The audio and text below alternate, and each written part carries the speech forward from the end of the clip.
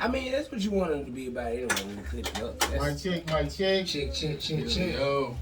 Alright, literally, there's no pressure on your host, Bangem Bugg. It's your boy Ego World And Stunt. it's your boy Joe Kool. What it do? What it do, Kool? What's going on? It's your boy Joe Kool from the OG 107 Glenwood. You know how it be. You made that real smoking music, bro. Oh yeah, you already know, I hear your man. music, I be wanting to smoke. I just be wanting to vibe, man. Well, I know I heard Cowboy say it earlier. That's something I can motivate. Say my music is somewhat motivational. It's smoking music, showing up, but it's motivational. It make you want to get your ass up out of bed and go get some money. Yeah. Okay, so where you originally from? I'm from right over, actually from over here on the east side, Glenwood Road, exactly though. The 6. You already know. Okay, so The road, not the Ave, you already. Okay, so did you grow up both of your parents? Nah, just my mom's. My pops, he did a lot of the time back and forth in and out of jail and stuff like that. Don't really fuck with him like that. Ain't no real animosity too much, but as I got older, I kind of learned, like, you made your decisions, cool, I'm gonna be the grown man, and, like, you made your decisions. We tried to, like, link up a little bit, but it didn't really work out, so I just took that as a learning lesson. It's like, we tried to make something work, nothing really worked out, so I'm gonna let you go your way, I'm gonna go my way. He still try to reach out every now and again, but a lot of the times where I done seen throughout life and stuff, a lot of the mistakes he made when he tried to reach out when we was younger, kept doing the same shit over and over again. So it made me kind of realize whatever the bullshit you was doing was more important than taking care of your 3 kids, and I'm the youngest. So if I saw that, So he a fuck nigga, huh? that's how I see it. A lot of people don't see it that way. My brother and sister still reach out to him. I got love for him just for being, like, at least he did the most depositing what he deposited in my mom to make me and my brothers and sisters. I respect that, but aside from that, nigga, you got your life, I got mine. Do your thing, I'm gonna do mine. So that's probably gonna make you be like, I'll never leave my child, right? Oh yeah, definitely. I got me a stepson right now. I'm married and all that shit. Got a stepson right now, and then they call me daddy and everything like that, and I love that shit to death. So what, you don't want your own? Oh yeah, I definitely want my own. It's coming soon. We working on that. Don't be one of the old men fathers. Oh no, that's one. I'm only 28, man. You know what I'm saying? I'm trying to go ahead and get that. Probably get that knocked out. Before 34. Before 34. By I the don't want to be time- that nigga that's 65 years old, 68 Yeah, you years don't old want at the that, graduation. My son Yeah, just not yeah, graduating. sometimes men outlive their wife, man, and they start popping their Viagra for these young thoughts out here. What is it? You gotta be careful with that shit Young now. thoughts. Thought pockets. Facts. So matter of fact, so how old is your wife? My wife's 29. She's just 1 year older than me. But you know what's crazy? They said like the age where women can, well, they actually, it's like younger than it. It's like 14 to 15 where they can have babies, and this shit kind of like, it just get worse when they get older. So I don't know, she might be getting up there to where like it's hard to have one. So. Oh no, we didn't talk about it and everything. Like I just got married back in October, so I mean when we talked about, appreciate you, but we got married back in October. I already told us like we got some time, like let's get settled down and everything. But I ain't trying to wait forever. Like So if she couldn't have one, you think she'll let you just get a little young bitch pregnant? I don't think she'll just let me get a young bitch pregnant. It'll be more so like I'll talk to her. She'll be, if she down for the surrogacy, that's something I always want to talk to her about. It's like, is this gonna be one of them situations? Because I don't want to necessarily shoot up in the tube. Like, if I'm gonna have to do it that way, can I have all the fun? I ain't never going for that. Yeah, I know wife ain't going for it, but it sound fun. The thing is most niggas don't be realized. You gotta at least ask the question. You never know. I think I'll get fucked up behind asking the question. You gotta ask the question. You gotta have the money to do that. Yeah, you it's definitely better gotta the have old money to do fashioned way. Kanye did it. He got money on top of money. Them shoes going from, oh god damn. Yeah, facts. He paid for it with easy money. Exactly. It's like he bought a whole baby with shoes only. With that Not even Yeezy an album. Didn't touch no album money, just all shoes. Okay, so what's the most traumatic experience growing up? Shit. Traumatic experience growing up. I mean, I grew up on the east side over there in Glenwood. I've seen some of everything, but at the same time, I feel like the traumatic thing is the fact that a lot of people normalize this shit. Like a lot of stuff that we do see on a daily basis, a lot of, like, I done seen niggas get shot in front of me. I done ran from bullets. I done got grazed by a bullet a couple times before. I ain't never, thank God I ain't never been hit, and knock on wood so I don't never get hit, but goddamn, I mean, I done seen a lot of shit, but the traumatic part for me is just when I got a little bit older, the fact that it's normalized. Like, the fact that niggas get killed and die and gang bang and all that other kind of shit, like it's just kind of crazy that it's regular just because of the type of neighborhoods and the type of environments we grew up in and stuff like that. And that's why I more so push my music the way I push it. Is like niggas can do like a lot of my shit is real focused on you can do what you do, but make your focus on trying to build yourself, build your people, and get some bread. Just try to change your situation, no matter how you get it, a 9 to 5 or your hustle on the side. Either way, you're trying to get it. Facts. Alright, so what's one of the most disloyal things a female has done to you? Shit. I ain't like to be real. I ain't really sticking around a lot of relationships. Growing up and stuff like that, even going in like middle school and high school and shit. Like, I was chubby growing up and shit. I was a little fat kid. So my whole thing is I was always in that friend zone and shit. So that shit bothered me for a little bit. Then I got to the point where bitches did like me and shit like that. But just from having that friend zone experience, I ain't really want to fuck with bitches like that. So I feel like the most untrustworthy thing I say is one relationship I had with one girl that I really kind of fucked with real heavy. Bitch left me on my birthday, man. Oh. What was her excuse? She just needed to do something different. We was just going off to college and shit. That shit was terrible. Wait a couple days. I'm dropping her. I dropped off. I was dropping off at the Greyhound station because she was going to school out in another state. I ain't gonna put all her business out there because niggas started like trying to figure it out. Some people know me and shit. So yeah, I done dropped off at the Greyhound station. And then about an hour afterwards, I get a whole long message saying that this ain't working out. This, that, and another. This. I'm like, to the end of the day, I just figured out she done found another nigga down there. She in school in Florida. Do your thing. Don't lie to a nigga though. That's foul. That's it. That's foul, bro. She done found a nigga with gold teeth and wigs. I don't know. What is it? Okay, so okay, so what do you love the most and what do you fear the most? Shit, I'm a real big family person. I love my family. I love just taking care of my family, doing everything I can for my family. I'm real big on family and supporting my homies and shit like that. Like I got homeboys that I grew up with out of Glenwood and stuff like that I treat like my family. So I'm always big on trying to motivate and push people to do more.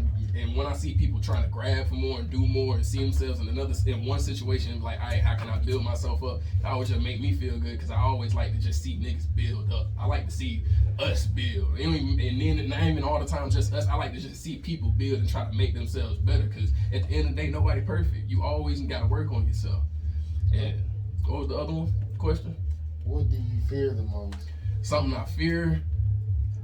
Shit, something I fear is just more so just letting too much tangible shit get to me, like stuff that I know I can handle and letting that shit just run over me. And that's one thing that I kind of tried to overcome and been overcoming throughout life and stuff.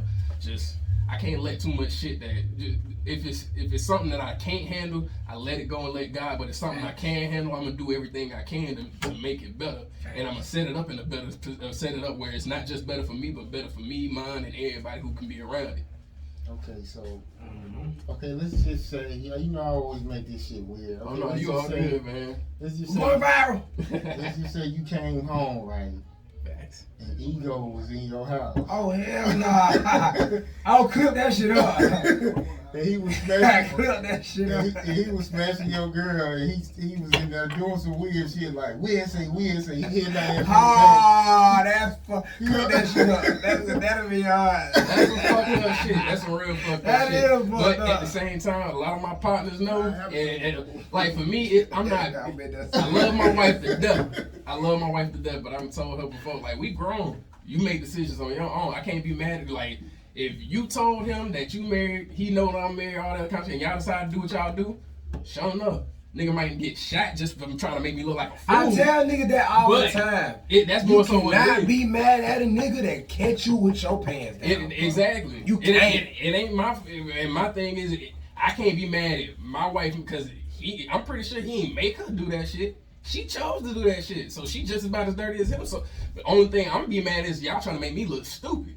That's my thing. Nigga go y'all out making me bad look behind stupid. hoes with their pants down. too, man. Yeah, but it's kind of worse when the dude know you type of shit. Like, Exactly. Like, yeah, nigga know you and shit. It's like you trying to set up on some shit.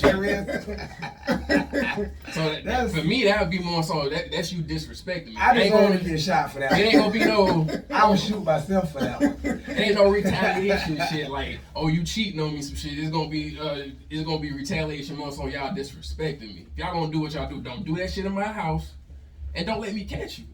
I'd rather you just come off and tell me and we can end it off right there, because I'm gonna just let you be the bitch you is, be the hoe you is, and you can be the fuck nigga you is off to the side. So you can't forgive a female for cheating? Nah, not really.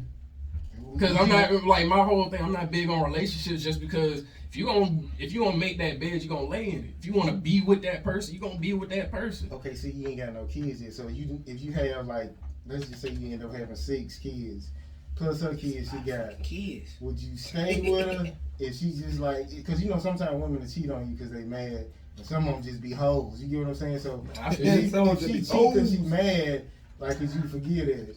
I mean, she cheated, she mad. I mean, I'm gonna be mad that she cheated on me, so I'm gonna probably do something because I'm mad too. But that's not gonna get us nowhere. It's gonna be she gonna be mad at me. It's gonna go back and forth. So I might as well cut it off then.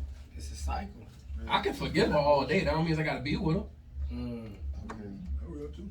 Okay, so who is the fakest person you done met so far doing music? Shit. Talk about I just got a real good sense for a lot of that type of shit. I really don't mess with a lot of fuck niggas. Like, I'm real cool, real just smooth and slick to myself. I got my day ones, and a lot of people that I meet within the industry, I know a lot of this type of stuff is more so it's a momentary type thing. Everybody is more so what's for them. So, I mean, not even necessarily somebody gonna be wanting to get something big out of me, but shit, it'd be something smaller going to an open mic and getting my little $10, but at the same time, they want something out of me just like I want to perform. So everybody want a little something out of it. Mutual gain. Exactly. Everybody, as long as I understand what you gain, like I understand what your mutual gain and my gain is, that's what it is. But at the end of the day, even with this industry, ain't nobody finna be my day ones. Nobody I'm finna be on this way finna be a day one. Niggas have mutual gain, then they get greedy. See, and that's where niggas get real That's fucked what up niggas at. fuck up at, you know what I'm saying? And that's in any situation.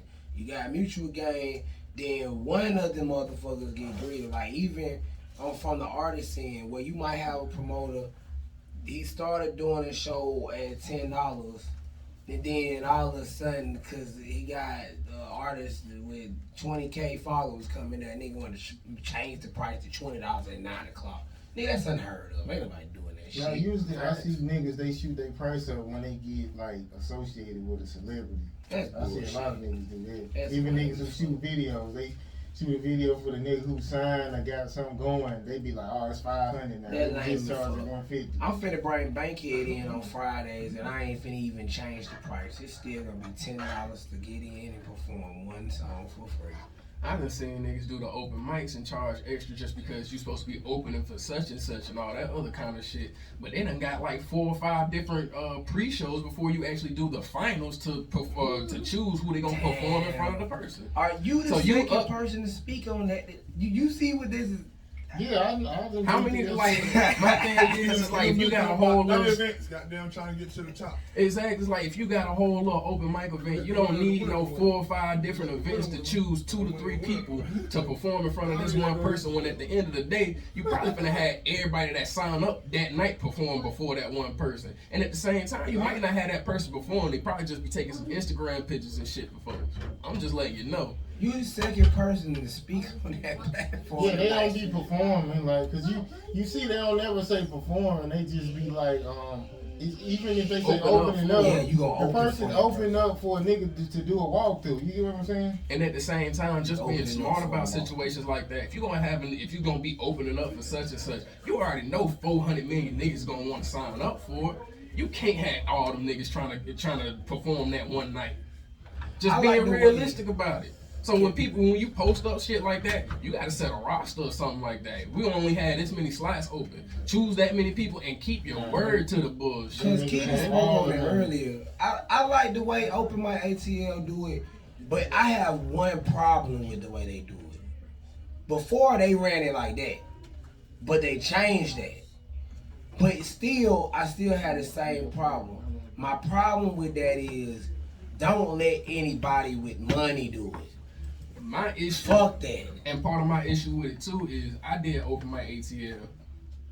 Like, I ain't got no problem with them, but that's my problem with their system. My actual issue with just the platform itself, when I went in there to perform, didn't get to perform at all, and that's how I knew it was kind of fucked up. Cause it was one of those little this is one of the pre-shows to open up. I forgot who it was opening up for at the time, but it was somebody, not really a big name, but it was like one of the little mid-class niggas that's on the rise, got like a good 20,000 plus followers and shit that people look at.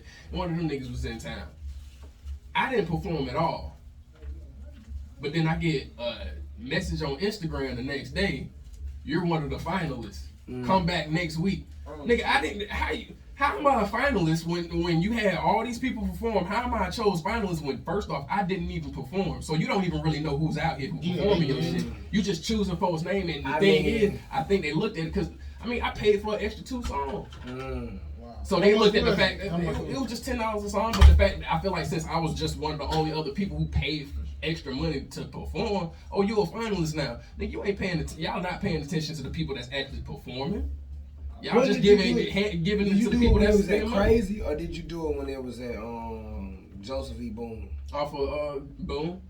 See, that's what I'm saying. Like, oh my bad, bro. That's what I'm saying. Like, I work with B-Dot. For his last piece of being on Boone and when he got it crazy. And me and B-Dot, we always been straight. But I told him that, like, I got a certain agenda and a certain brand that I'm pushing. And I ain't got nothing against the way he do his shit. My boy Ray Raw work with him. But like I told him, what it is he got sponsors he gotta answer to. You know what I'm saying? And I get that. You see what I'm saying? But as artists, I'm an artist, bro. Thanks. I do all this other shit. I know a lot of y'all know I do all this other shit. But first I was an artist.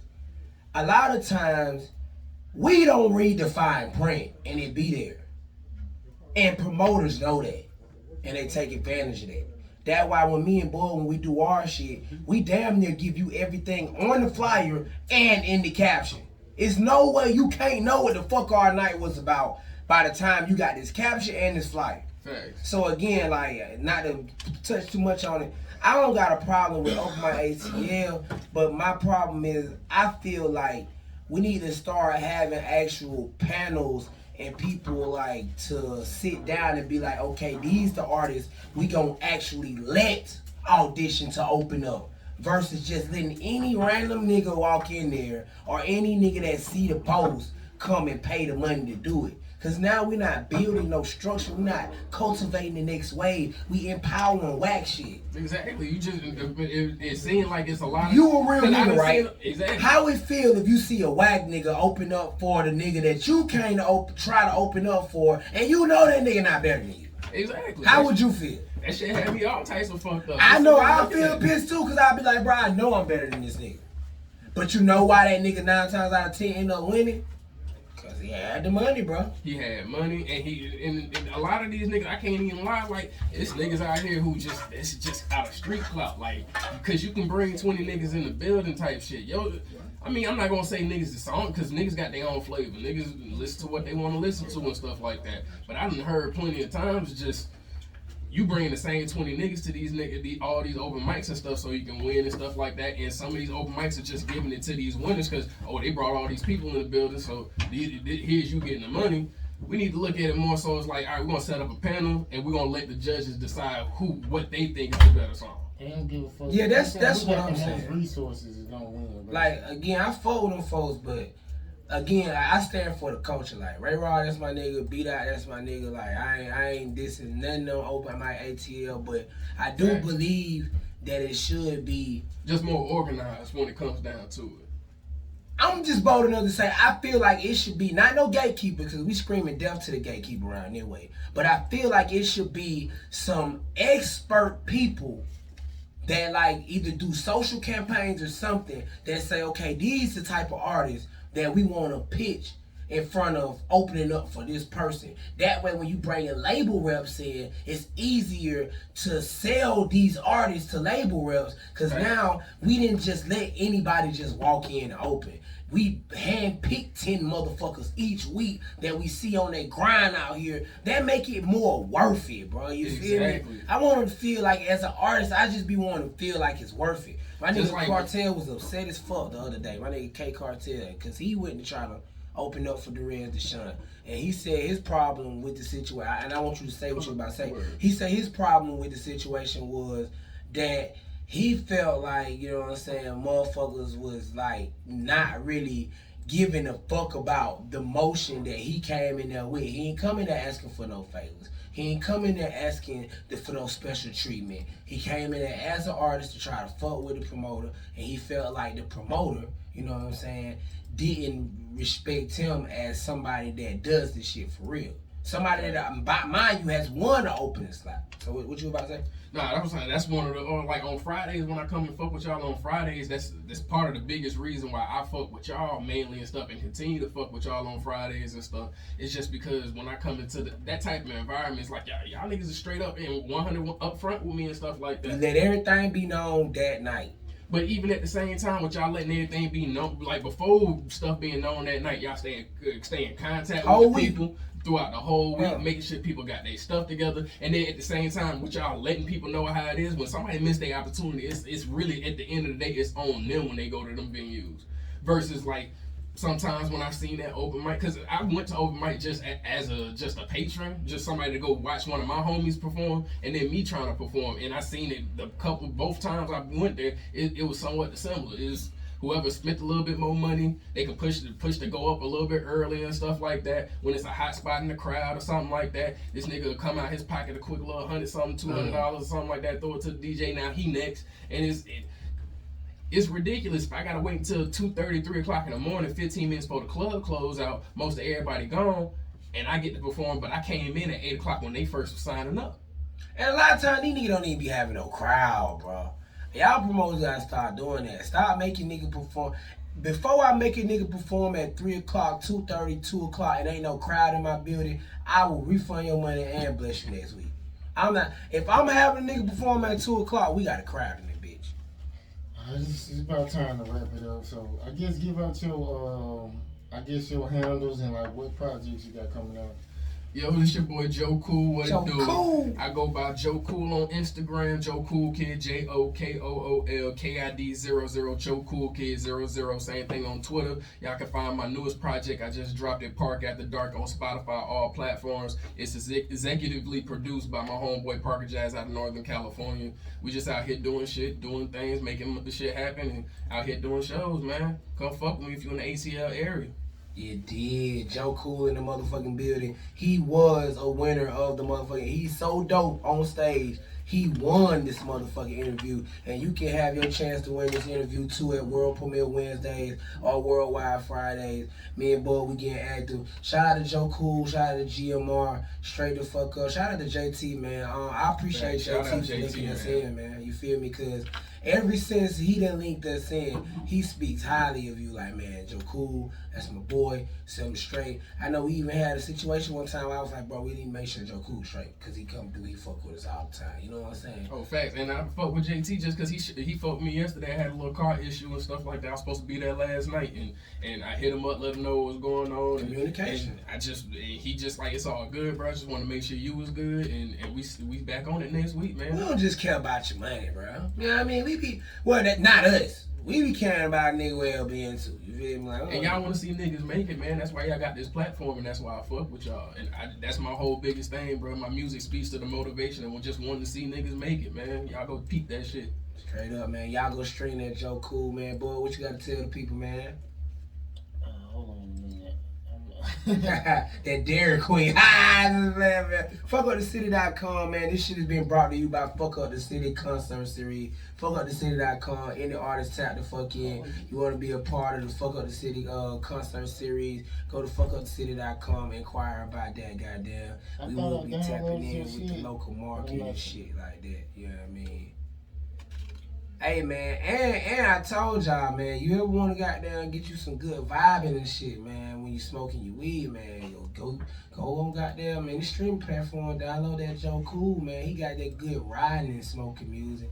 Telling you, good man. rolling up and smoking music. If you fucking around, got you a little old school or something, it ain't got to be the cleanest old school. Just go ahead and pop that thing in there. Throw your aux cord in. If you got the Bluetooth speaker, if you ain't even got a speaker, you just got to carry your Bluetooth speaker out your house and play it in your car. Download that Park After Dark, man. And you know what I'm saying? Y'all need to listen to other artists too, man. The nigga records is mixed and mastered very well. Shout out to your engineer, man. Oh, I appreciate it, man. You know what I'm saying?